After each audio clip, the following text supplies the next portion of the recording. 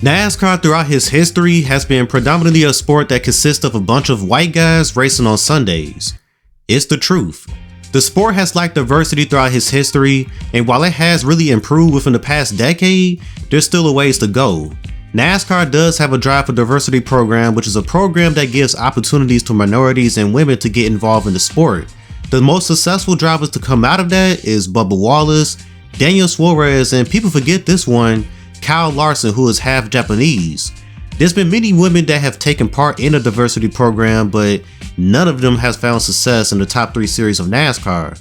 As a matter of fact, diversity program or not, we just haven't seen a truly successful female NASCAR driver yet. We've seen many women come into NASCAR and barriers were broken by female drivers like Janet Guthrie, Louise Smith, and Danica Patrick, and that definitely needs to be commended. Now, if you were to mention these women to those who barely know anything about NASCAR, they'll most likely ask you, how many wins did they get? And you'll say, none. And they'll say to you, well, that means they weren't good. And not necessarily. Some women came into NASCAR and had talent, and then you have those who are not good at all. In racing, you can have all the talent in the world, but you gotta have good equipment underneath you.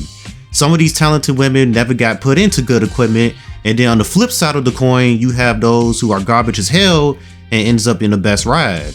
If you're a team owner, the best outcome is hiring a driver that brings funding and talent. It needs to be a perfect storm, and that's with any race car driver, male or female. It just hasn't happened for any woman in NASCAR. Danica Patrick is viewed as the best female to have raced in NASCAR, and how the way the media talks about her, you would think she has Jeff Gordon numbers, and then you take a look at what she has done, and this is it. It's an extremely low bar that she set, and I think what makes this pretty sad is that she had the equipment to go out there and be successful. I'll cut Danica some slack.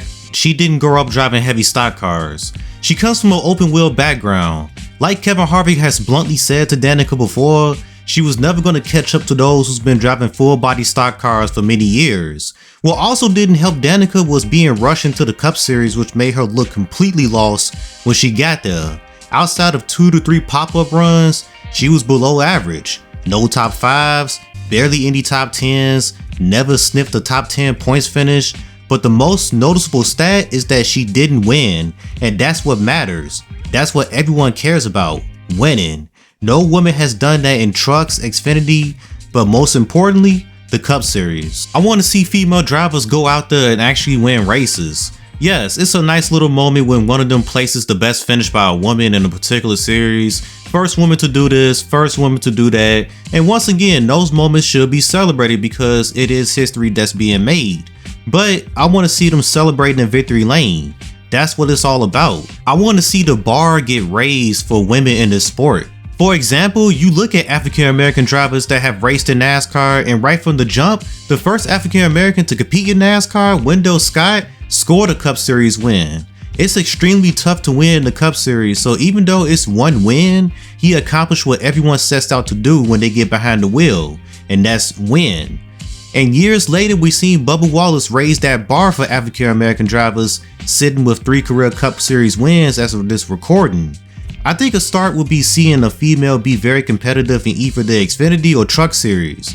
When Danica Patrick was racing in Xfinity, she had the equipment, but she was still learning NASCAR. But it was another woman coming up through the NASCAR ranks around the same time as Danica, and that would be Johanna Long. There's many people that felt like she could have been the first woman to truly succeed in NASCAR. It doesn't take a genius to know if someone has talent behind the wheel of a race car, and Johanna Long showed many times how damn talented she was. It would be a little unfair to compare her to Danica because, like I said, Danica was still learning to drive stock cars around this time, but I'm gonna do it anyway. Johanna was driving for ML Motorsports, a team that wasn't well funded, not many resources, and didn't run full time. But when they showed up to the racetrack, they were top 20 a lot of times, and actually had a few runs where she found herself running in the top 10. There will also be times where Johanna and Danica will be running around each other. And by the way, Danica was driving for a junior motorsports team that wasn't as dominant as they have been in recent years, but they were still a good team in 2012. But Danica struggled and underperformed while Johanna Long got everything she could out of her number 70 Chevy Impala every time she strapped into it. But sadly, ML Motorsports folded after 2013 and Johanna was left without a ride. Really talented, but she didn't bring sponsorship, and this is why big teams wasn't calling her. She often gets labeled as one of the biggest what if in NASCAR. There's been many female drivers that have come into NASCAR and things seem promising for them at first and then it falls apart. They may get the big opportunity, but most of the time will underperform. Or they'll actually deliver a solid result and you never hear from them again. That's what happened to Nicole Beehart. She drove for her family-owned team in ARCA West, running up front, and actually had a couple of races where she challenged for the win. She then gets this big opportunity to race at Venturini Motorsports in the main ARCA series, making her debut at Madison. And she started third and finished third. And look at the names that she beat in this race. Chase Briscoe, Ty Majeski, a Truck Series champion, and Christian Ekins. She didn't get no more opportunities with this team, and next thing you know, she's running another season in ARCA West for her family-owned team, and then after that, you never heard from her again. Gracie Trotter won her ARCA West race. Then a year later, she's also driving for Venturini on a part-time basis and recorded some solid finishes, and then you never heard from her either. Brittany Zamora ran for Bill McAnally in the ARCA West series in 2019 and did solid, but was released after one season. I think it didn't help that she was overshadowed by her female teammate, who would end up getting the attention of everyone in 2018, and that will be Hailie Deegan.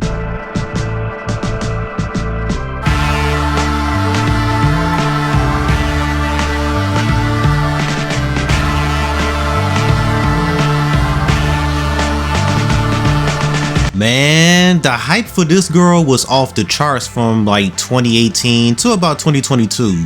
I even bought into it. She won an ARCA West race in 2018. Then she does another season in the West Series and won 2 races in 2019. She had people talking just off of her winning in a grassroots series. She finished second at Daytona in the ARCA car, which increased the buzz around her even more. And after that, she started to disappoint. She ran okay in the main ARCA series, and then of course we all know about her shitty time in trucks.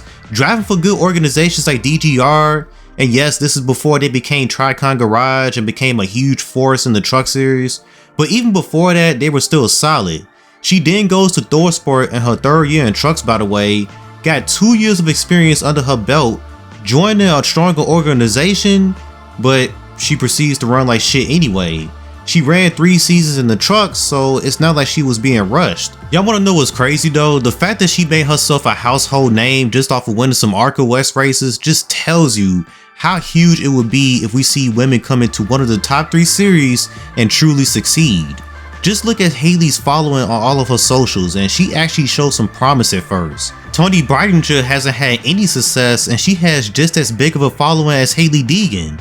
The fact that these 2 girls with very little to no success can generate that following just tells you the moment a woman comes into NASCAR and is actually winning on their way up the ranks will generate a lot of interest for NASCAR. Of course, you will hope they have what it takes to actually be competitive in the Premier Series, which is the Cup Series, because if that happens, it would be absolutely huge for the sport. And they don't have to be on the level of Jeff Gordon, Jimmy Johnson, or Dale Waltrip. They don't have to put up Rusty Wallace or Kevin Harvick numbers.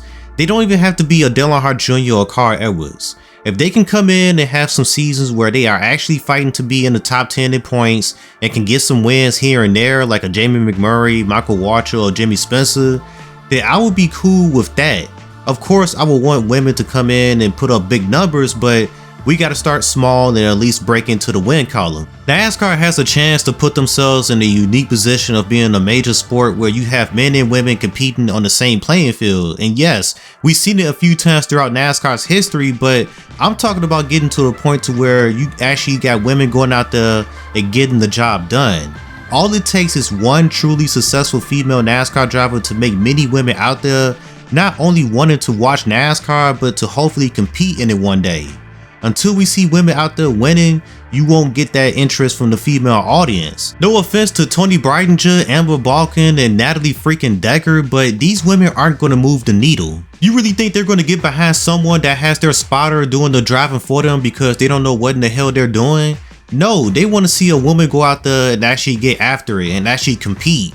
I don't want people applauding a woman for finishing at the front because of attrition. I want to see them actually drive to the front.